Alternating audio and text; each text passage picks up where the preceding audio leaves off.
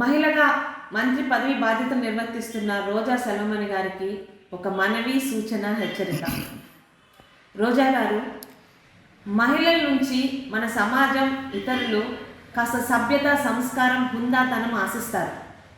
అందులో రాజకీయాల్లో ఉన్న మహిళలు ఇంకెంత హుందాగా ఉండాలో ముందు తరంలో ఉన్న ఎంతోమంది మహిళా నాయకురాలను చూసి నేర్చుకోండి. ఈరోజు తెలుగుదేశం గురించి, తెలుగుదేశం నాయకుల గురించి మీరు మాట్లాడే మాటలు, మీ హావభావాలు చాలా నీచంగా ఉంటున్నాయి.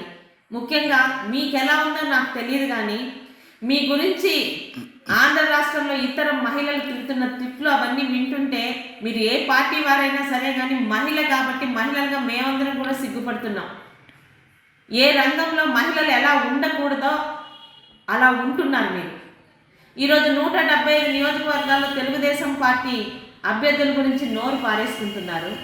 దయచేసి ఒక్కటి ముందు గమనించుకోండి. మీకు కానీ మీలాగా తెలుగుదేశం పార్టీ మీద నోరు పారేసుకుంటున్న వాళ్ళు జగన్ రెడ్డి ప్రాపకం కోసం రేపు ఉదయం మీకు అసలు టికెట్లు వస్తాయో లేదో తెలియదు కాబట్టి నోరు పారేసుకుంటేనైనా జగన్ రెడ్డి టికెట్లు ఇస్తారని ఒక నీచమైన ఆలోచనతో నోరు పారేసుకుంటున్నారు. ఎప్పుడు ఎన్నికలు వచ్చినా 175 నియోజకవర్గాల్లో గెలుపుని సాధించే అభ్యర్థులతో రెడీగా ఉన్నది తెలుగుదేశం పార్టీ.